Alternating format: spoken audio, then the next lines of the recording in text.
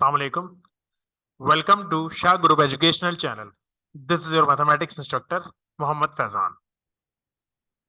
Class matric आपका board का paper हुआ आज मैथमेटिक्स का, तो चलो उसको डिस्कस करते हैं. किस तरह के सवाल आए थे, किस सवाल में किस तरह से सॉल्यूशन करना था और आपने क्या क्या सॉल्व किया. सबसे पहले ऑब्वियसली 15 एमसीक्यूज आए थे आपके पास, तो एक एक करके जरा एमसीक्यूज को डिस्कस करते हैं और रीचेक करते हैं कि आपके आंसर्स इससे मैच हो रहे हैं या नहीं हो रहे हैं. पहला आपके पास लिखा हुआ है if x, 6 equals to 2y-6, तो x प्लस वाई मालूम करना है. देखिए बड़ा सिंपल सी बात है कि पहली वैल्यू पहले के बराबर और दूसरी वैल्यू दूसरे के बराबर. तो x तो बराबर हो गया 2 के, तो x की वैल्यू तो आपको 2 मिल गई. 6 किसके बराबर हो जाएगा? 6 इक्वल्स टू रखेंगे बेटा सेकंड के, यानी कि y-6 के. तो अगर मुझे y की वैल्यू मालूम करनी है तो y के साथ जो एक्स्ट्रा है वो सामने भेजें. -6 वहां जाके क्या हो जाएगा? प्लस का 6. तो y की वैल्यू आपके पास आ जाएगी 12 और x की वैल्यू तो 2 मिली ही हुई थी आपको. तो 2 + 12, x प्लस वाई मालूम करना है ना. 2 + 12 कितना हो जाएगा? 14 आपका आंसर है. सेकंड आपके पास लिखा हुआ है ए के एक सेट दिया हुआ है, बी का सेट दिया हुआ है, कह रहे हैं ए डेल्टा बी मालूम करें. तो डेल्टा में क्या करते हैं बेटा? अनकॉमन वैल्यूज लिखते हैं. अनकॉमन वैल्यूज हमारे पास क्या है? पहले तो कॉमन कैंसिल कर देते हैं. देखिए 2 से 2 कैंसिल, 4 से 4 कैंसिल, तो अनकॉमन क्या क्या बचा? 1 3 6. तो यही आपका आंसर है. थर्ड आपके पास है 1 9x45 आर प्रोपोर्शन. प्रोपोर्शन में है तो कुछ ऐसा लिखा जाएगा 1/9 इज इक्वल्स टू x/45. क्या करेंगे? 45 डिवाइड हो रहा है, वहां जाके क्या हो जाएगा? मल्टीप्लाई. तो हमारे पास 45 को 9 से डिवाइड करेंगे तो 5 आंसर आ जाएगा इसका. फोर्थ में आपसे कहा जा रहा है if m denotes the number of rows and n denotes the number of columns such that m is equals to n, यानी आसान लफ्जों में कि नंबर ऑफ रॉज और नंबर ऑफ कॉलम्स बराबर है. तो ऐसा मैट्रिक्स जिसकी नंबर ऑफ रॉज और नंबर ऑफ कॉलम बराबर होता है इसे क्या कहते हैं बेटा? उसे स्क्वायर मैट्रिक्स कहा जाता है. 5π/4 रेडियंस दिया हुआ है, इसको डिग्री में लेके जाना है. तो डिग्री में ले जाने के लिए क्या करते थे आप लोग? डिग्री में ले जाने के लिए आपने ये चीज पढ़ी होगी कि इसको मल्टीप्लाई किया जाता था 180/π से. तो 4 1 जा 4, 45 जा, पाई से पाई कैंसिल, 5 को 45 से मल्टीप्लाई करेंगे तो 225 आंसर आएगा. होपफुली आप लोगों ने भी इसी पर टिक किया होगा. Then we have 1 + omega. तो आपको फॉर्मूला याद है 1 + ओमेगा प्लस ओमेगा स्क्वायर बराबर होता है बेटा 0 के. अगर 1 + ओमेगा की बात की जाएगी तो ओमेगा स्क्वायर को वहां भेज दिया जाएगा, यहाँ प्लस हो रहा है, वहां जाके क्या हो जाएगा? माइनस. तो माइनस ओमेगा स्क्वायर इसका आंसर होगा. सेवेंथ आपके पास लिखा हुआ है द फ्रैक्शन. एक फ्रैक्शन दिया है और कह रहे हैं कैसा फ्रैक्शन है ये बेटा? क्योंकि डिनोमिनेटर में पावर ज्यादा है. अगर डिनोमिनेटर में पावर ज्यादा है तो वो प्रॉपर फ्रैक्शन कहलाता है. अगर पावर कम होती है, दोनों की पावर सेम होती, तो फिर वो इम्प्रॉपर फ्रैक्शन कहलाता. एक इक्वेशन है x/y = w/z. देखा जाए तो प्रोपोर्शन दिया हुआ है, कह रहा है according to dividendo property. Dividendo property के मुताबिक आपने सवाल किया होगा बाय कॉम्पोनेंडो एंड डिविडेंडो. तो कॉम्पोनेंडो के मुताबिक प्लस होता था और डिविडेंडो के मुताबिक माइनस होता था. तो इसका आंसर क्या है बेटा? x - y/y और w - z/z. Then we have arithmetic of this is 40. पहले से बता दिया इसका अर्थमेटिक मीन जो है वो 40 है. अच्छा, अर्थमेटिक मीन किस तरह से निकाला जाता है? सबको प्लस किया जाता है, तो 0 + 90 + k + 10 + 100 और फिर किससे डिवाइड किया जाता है? 1 2 3 4 5. तो ये तरीका है अर्थमेटिक मीन मालूम करने का. पहले से आपको इसका आंसर दिया हुआ है 40, तो यहां से आपको k की वैल्यू निकालनी है. बहुत आसान बात. 5 डिवाइड हो रहा है, वहां जाके मल्टीप्लाई करवा दो और इनको प्लस कर दें. 90 + 10 100 हो जाएगा. 100 और 100 कितना हो जाएगा हमारे पास? 200 + k. 5 4 जा 200. बेटा k की वैल्यू अगर आपको मालूम करनी है तो 200 प्लस हो रहा है, वहां जाके क्या हो जाएगा? माइनस. तो 200 में से 200 को माइनस करेंगे तो आंसर आपके पास आ जाएगा 0. नेक्स्ट हमारे पास क्या है? In a right angle triangle the greatest angle. सबसे बड़ा एंगल कौन सा होता है? Right angle triangle. Right angle का तो मतलब यही होता है ना कि परपेंडिकुलर, यानी कि 90 डिग्री. 11th आपके पास है if the ratio of two corresponding sides of similar triangle is 5:7, then the ratio of the area is. तो आपने ये सर्किल के चैप्टर में, लास्ट सर्कुलर ट्राइंगल के जो थ्योरम्स बेस्ड चैप्टर थे उनमें ये पढ़ा था. I guess it's in chapter number 28. तो वहां ये पढ़ा था कि एरिया और साइड्स का आपस में कॉम्बिनेशन क्या होता है. वो ये होता है कि अगर साइड्स का रेशियो 5 और 7 है तो उसके एरिया का रेशो क्या होगा, इनका स्क्वायर होगा, यानी कि 5 का स्क्वायर कितना हो जाएगा 25 और 7 का स्क्वायर कितना हो जाएगा 49। 12 को सॉल्व करना पड़ेगा बेटा। कोसेक किसके बराबर होता है, कोसेक बराबर होता है 1/sin थीटा के। होपफुली फॉर्मूले याद होंगे। ये साइन थीटा अपनी जगह पे, साइन से साइन कैंसल, तो आंसर कितना आ गया आपके पास 1। 13 में कहा जा रहा है अ circle touches all the sides of a triangle. एक ट्राइंगल की तमाम साइड्स को जो सर्किल टच करता है उसे क्या कहते हैं, उसे इन सर्किल कहा जाता है। प्रैक्टिकल ज्योमेट्री में आपने बनाया भी होगा इन सर्किल। एक होता था सरकम सर्किल जो ट्राइंगल के वर्टेक्स को टच करता था, जो साइड्स को टच करता है उसे इन सर्किल कहा जाता है। An inscribed angle of a minor arc of a circle is, बेटा माइनर है तो इसका एंगल क्या बनता है ऑब्ट्यूज, मेजर होता तो इसका एंगल क्या बनता है एक्यूट, अपोजिट होता है। थ्योरम्स में ये बात पढ़ी है हमने। डायमीटर डिवाइड्स अ सर्किल, ये सर्किल है, सेंटर से जो लाइन गुजरती है उसे डायमीटर कहते हैं। तो डायमीटर ने सर्किल को कितने हिस्सों में तोड़ दिया, 2 हिस्सों में। तो होपफुली आप लोगों ने एमसीक्यूज इन्हीं पे टिक लगाया होगा। चलें शॉर्ट क्वेश्चन आंसर्स पे चलते हैं, किस तरह के आपके पास सवाल आए थे। पहला सवाल देखा जाए तो एक तरह से डिमॉर्गन्स का ही एक पार्ट दिया हुआ था। तो बहुत सिंपल सी बात है, पहले आपने लेफ्ट साइड सॉल्व की, फिर राइट साइड। लेफ्ट साइड में क्या किया, पहले ए यूनियन बी मालूम किया। यूनियन में क्या करते हैं, ए और बी की तमाम वैल्यूज को एक साथ लिख दिया। फिर उस पर कॉम्प्लीमेंट कैसे मालूम करते हैं, यू में से ए यूनियन बी को माइनस किया, यानी कि पहले यू का सेट लिखा, फिर जो ए यूनियन बी का आंसर है उसको आपने यहाँ पर लिख दिया। अब जब माइनस करेंगे तो बेटा सब कैंसिल होगा, 1 से लेकर 9 तक की काउंटिंग जो है कैंसिल हो गई और बचा आपके पास 10। ये आपके पास आया लेफ्ट साइड। अब हम आ जाते हैं राइट साइड पर। राइट साइड में क्या होगा, A complement intersection B complement. तो पहले ए कॉम्प्लीमेंट मालूम करेंगे। कॉम्प्लीमेंट कैसे निकालते हैं, यू में से ए को माइनस करते हैं। तो पहले यू लिखा माइनस ए, क्या क्या कैंसिल हो गया, 2 4 6 8 कैंसिल हो गया, जो बच गया वो लिख दिया। नहीं सॉरी 135, सॉरी 1357 ये कैंसिल हुआ है। जो कैंसिल नहीं हुआ था जरा उसको मिटा देते हैं ताकि कंफ्यूजन ना हो। 2 4 6 8 तो कैंसिल हुआ बेटा 1357। तो जो बच गया वो आपका ए कॉम्प्लीमेंट है। जैसे आपने ए कॉम्प्लीमेंट निकाला वैसे ही आप क्या मालूम करेंगे, बी कॉम्प्लीमेंट। तो यू में से बी को माइनस करेंगे, क्या क्या माइनस हो जाएगा, 2 4 6 8। ये आपको बी कॉम्प्लीमेंट का आंसर मिल गया। फाइनली मुझे क्या मालूम करना था, A complement intersection B complement, यानी कि पहले ए कॉम्प्लीमेंट की वैल्यू फिर बी कॉम्प्लीमेंट की वैल्यू, जो दोनों में इंटरसेक्ट, इंटरसेक्ट मतलब जो कॉमन है। तो दोनों में कॉमन 10 था, लेफ्ट साइड राइट साइड बराबर आ गई, सवाल आपने कर दिया प्रूफ्ड। आसान सवाल। सेकंड पे चलते हैं। की मेथड वाला सवाल कुछ याद आया, कि जो आपको सवाल में दिया हुआ होता था, रेशो का मतलब अपॉन होता है, तो A upon B, C upon D, E upon F को के बराबर रखते थे। तीनों को अलग अलग के बराबर रख के ए की, सी की और ई की वैल्यू निकाल के उसको लेफ्ट साइड में भी पुट किया जाता था और उसको राइट साइड में भी पुट किया जाता था। जब दोनों जगह पुट किया करेंगे तो आपके पास जो आंसर आएगा वो क्या होगा, लेफ्ट साइड और राइट साइड बराबर आएगा। जब बराबर आएगा तो ऑब्वियसली फिर इसका मतलब आपने कर दिया प्रूफ। सवाल में लिखा था शो दैट, तो हम क्या लिख देंगे शोड। सवाल में होता प्रूफ दैट, तो हम लिख देते प्रूफ्ड। फिर आपके पास एक और सवाल आया था ट्रिग्नोमेट्री से, प्रूफ दैट का।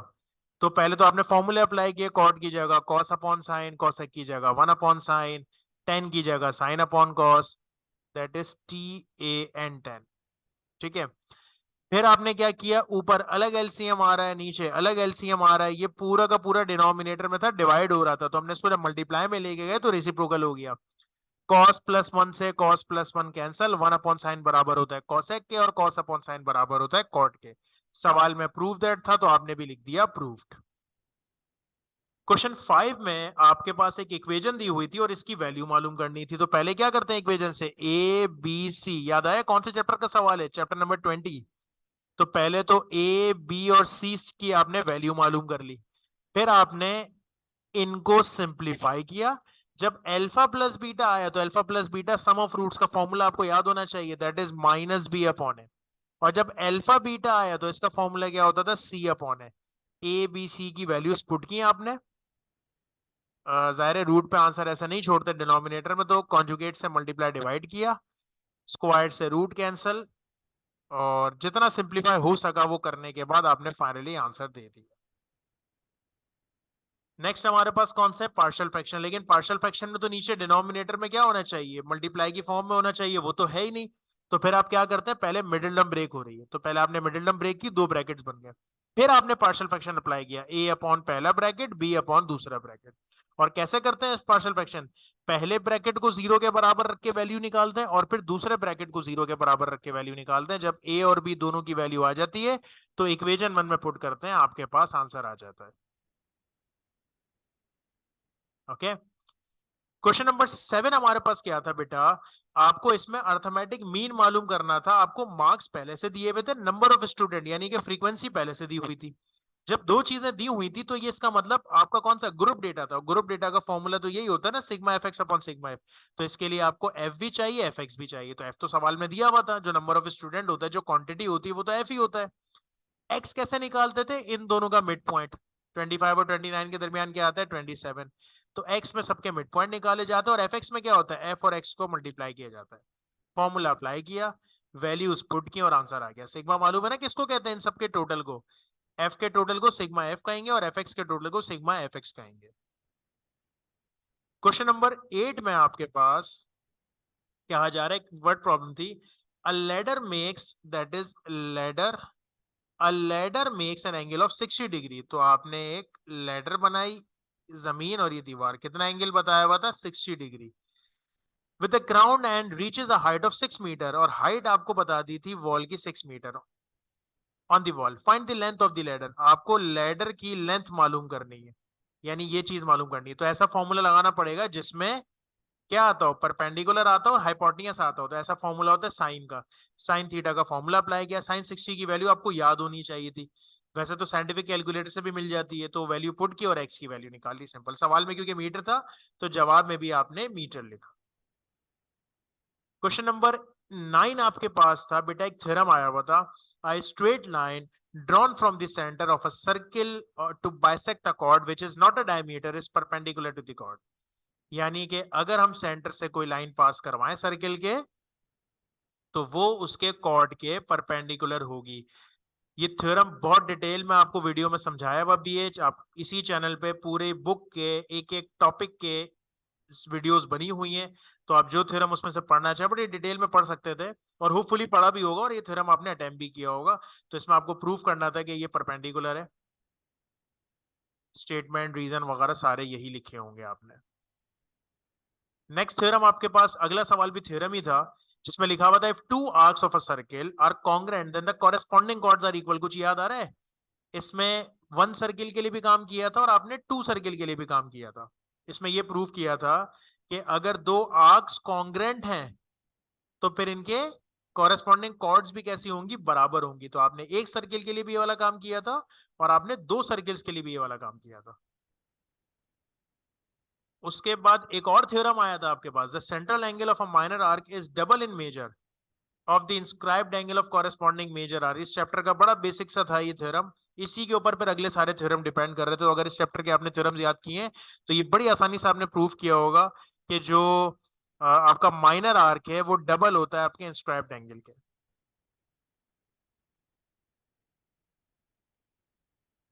स्टिल अगर थ्योरम समझने हो तो सारी वीडियोस मौजूद हैं, चैप्टर वाइज लेक्चर वाइज मौजूद हैं, आप उनके थ्योरम को डिटेल में भी देख सकते हैं। क्वेश्चन 11 में आपके पास एक चॉइस भी आई थी, या तो आप थ्योरम अटेम्प्ट करें या फिर आप ये सवाल करें। सवाल में क्या था, ये वैल्यूज दी हुई थी, इनका डेविएशन मालूम करना था, स्टैंडर्ड डेविएशन। अब स्टैंडर्ड डेविएशन के तरीके बहुत सारे हैं, आप जो आपको आसान लगे उससे करें।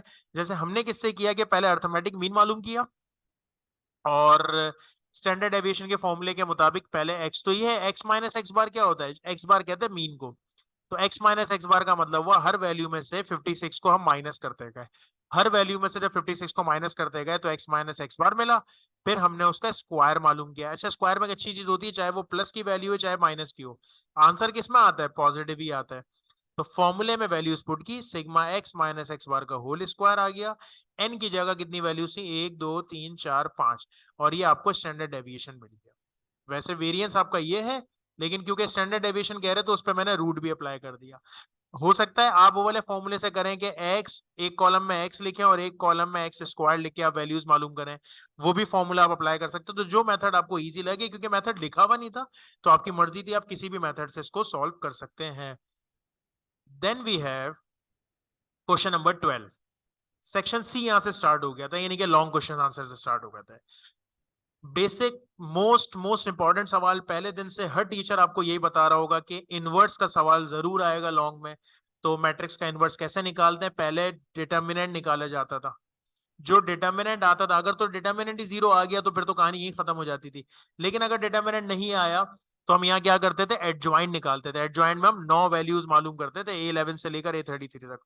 तो सारी वैल्यूज हमने मालूम की और उसको एडजॉइंट के फॉर्मूले में पुट कर दिया। ना सिर्फ पुट किया, टी लगा हुआ है, ट्रांसपोज भी किया, याद है ना, रॉस को कॉलम में कन्वर्ट किया। फिर आपने इनवर्स का फॉर्मूला लगाया। क्या फॉर्मूला है, adjoint of A upon mod of A. तो ऊपर एडजॉइंट आ गया और नीचे मॉड आ गया, जो कि 4 आया था। यानी कि ये जो 4 है ये सबसे डिवाइड होगा। जब सबसे डिवाइड करेंगे तो जिस जिससे कैंसिल हो रहा है, जैसे 2 1 जा 2 2 जा, तो जिससे कैंसिल हो रहा है मैंने कैंसिल कर दिया, जिससे कैंसिल नहीं हो रहा उसमें मैंने छोड़ दिया। हो सकता है कुछ बच्चों ने ऐसे किया हो कि 2/4 कैलकुलेटर से किया हो तो उसका आंसर 0.5 आ रहा हो, तो आपने 0.5 लिखा हो तो वो भी ठीक है, कैंसिल कर दें या पॉइंट्स में लिख दे, एक ही बात है, कोई मसला नहीं। उसके बाद ज्यादातर लॉन्ग में थ्योरम्स ही थे। तो एक ये थ्योरम पाइथागोरस थ्योरम का था। पाइथागोरस थ्योरम के चैप्टर नंबर 23 में 2 ही थ्योरम्स है, जिनमें से एक थ्योरम आपके पास ये कि राइट एंगल ट्राइंगल में हाइपोटेन्यूज का स्क्वायर किसके बराबर होता है, perpendicular square plus base square के। तो ये थ्योरम भी हमने डिटेल में समझा हुआ है, होपफुली आपने याद भी किया होगा, क्योंकि इंपॉर्टेंट थ्योरम है। मॉडल पेपर में भी, if I am not wrong, ये मॉडल पेपर में भी था, जहां तक मुझे याद पड़ रहा है। तो इसमें ये प्रूफ करना था। सेकंड हमारे पास क्या थ्योरम आया था क्वेश्चन नंबर 14 में, if a line segment intersects two side of a triangle in the same ratio then it is parallel to third side. यानी अगर ट्रायंगल की किसी दो लाइंस को इंटरसेक्ट किया जाए तो वो तीसरी लाइन के पैरेलल होता है। तो इसमें याद है हमने एक पॉइंट सपोज किया था यहाँ पर, फिर दोनों बराबर प्रूफ करने की कोशिश की थी, और फिर उसमें एंड में लिखा था कि ये सिर्फ तब पॉसिबल है जब सी और के एक ही जगह पे मौजूद हो। तो ये वही वाला थ्योरम है। जिसने पढ़ा है उसे बड़ा याद होगा, लेकिन जाहिर सी बात है जिसने नहीं पढ़ा वो कंफ्यूज हो रहा होगा। लेकिन ये सारे इंपॉर्टेंट थ्योरम है, कोई भी आउट ऑफ द बॉक्स कोई थ्योरम नहीं आया, इंपॉर्टेंट वाले थ्योरम ही आए। फिर एक और थ्योरम आया है, नहीं उससे पहले कंस्ट्रक्शन आई है क्वेश्चन नंबर 15 में। कंस्ट्रक्ट करना है डायरेक्ट, ये भी आपको मालूम था पहले दिन से। आपको जिस टीचर से आप पढ़ रहे होंगे आपके टीचर ने बताया होगा कि डायरेक्ट कॉमन टेंजेंट का सवाल मोस्ट इंपॉर्टेंट है कंस्ट्रक्शन के लिए। तो डायरेक्ट कॉमन टेंजेंट ऐसे ही बनाते थे कि पहले एक 3.4 सेंटीमीटर का सर्किल बनाया, 2.1 सेंटीमीटर का सर्किल बनाया, डिस्टेंस दोनों का 7.5 था। फिर आपने क्या किया था, इन दोनों को बाइसेक्ट किया, सेंटर में रख के एक सर्किल बनाया। अच्छा, फिर आपने एक छोटा सर्किल भी बनाया, 3.4 में से 2.1 माइनस किया, यानी कि 1.3 सेंटीमीटर का सर्किल, वो भी बनाया। फिर आपके डायरेक्ट कॉमन टेंजेंट बने थे। और जो आपने काम किया उसी स्टेप के, उसी स्टेप बाय स्टेप आपने उसकी कंस्ट्रक्शन लिख दी। और फिर आपके पास एक लास्ट थ्योरम आया, if two circle touch internally the distance between their centre is equal to the difference of their radii. अगर दो सर्किल एक दूसरे को इंटरनली टच कर रहे हैं, अंदर की तरफ से टच कर रहे हैं, तो इनके दरमियान का जो डिस्टेंस होगा वो नेगेटिव हो, यानी कि उनके डिफरेंस निकलने पर आंसर आएगा, माइनस करने पर आंसर आएगा। चैप्टर नंबर 28 है if I am not wrong. तो वो आपने नहीं, टेंजेंट ऑफ सर्किल वाला है ये चैप्टर। तो ये उसका थ्योरम है।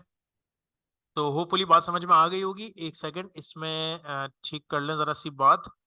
ये ओ डैश बी है, ये भी ओ डैश बी सी है, ओ एंड ओ, यार कॉलिनर ओ, ओ डैश, ठीक है। इसके अलावा यहाँ पर क्या हुआ होगा, ओ, ओ डैश आया होगा, ये भी ओ डैश होगा, और प्लस करने पर ओ, ओ डैश और बी प्लस करने पर आंसर आ रहा होगा। तो ये आ जाएगा माइनस, ये ठीक कर लेते theorem, R dash minus R basically, नहीं, आर माइनस आर डैश आपका आंसर आ रहा होगा। ठीक है जनाब, तो होपफुली बात समझ में आ गई होगी और होपफुली पेपर भी बहुत अच्छा हुआ होगा। एक और थ्योरम आया 16 में, एक चॉइस भी थी एक और थ्योरम की, if a line is drawn perpendicular to the radial segment of circle at its outer end point it tangent to the circle at that point, यानी वो उसका टेंजेंट होगा अगर हम बाहर से कोई पॉइंट ले उसके परपेंडिकुलर गिराएं तो ये आपका आखिरी थ्योरम है। उम्मीद है बेटा बहुत अच्छा पेपर हुआ होगा, और दुआ है कि अगले पेपर भी इंशाल्लाह बहुत अच्छे हों। सो वीडियो पसंद आई तो चैनल को सब्सक्राइब भी कर देना और वीडियो को लाइक भी कर देना। Thank you so much, Allah Hafiz.